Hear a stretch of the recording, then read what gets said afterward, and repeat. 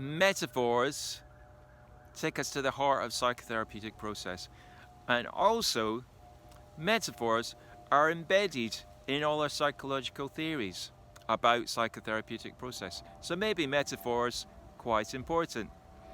If that's interesting to you, here's a short video on my forthcoming workshop, Wild Metaphors, Reimagining Change and Creativity.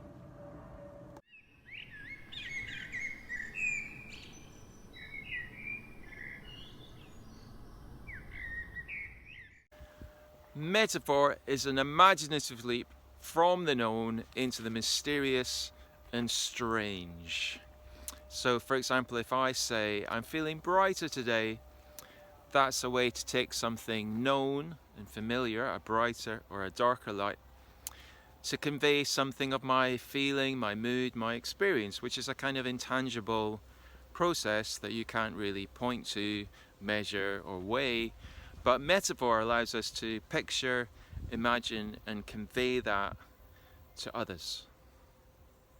And in modern life, it makes sense that a lot of the metaphors we use to convey our experience come from the mind as machine metaphor, because we're surrounded by machines. So probably in the room you're in right now, there's at least 10 machines.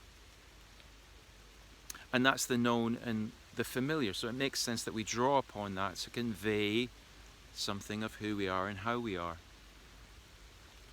So we talk about feeling full up or run down, stuck, crashed, broken, fragmented, feeling resistance. We talk about parts of ourselves. We talk about inner objects. All that's from the mind as machine metaphor, which is fine. It does convey something of who we are and how we are. The problem, however, comes when, perhaps through overuse or a lack of alternative metaphors, the metaphorical background of this way of thinking and speaking and understanding gets lost, and instead of it being one way of seeing and doing, it becomes the way, and we come to imagine ourselves as machines. So technology sort of hijacks our sense of self, and that can put quite a lot of pressure on us to produce, as therapists or clients, a predictable, linear, deterministic progress, because human change and transformation is not the same as building a car. It is not a mechanical transformation. And on the workshop, what we're going to do is refresh our metaphorical usage by reimagining it, introducing ecological metaphors, which, as we will find out, are more aligned to the unpredictable, unruly,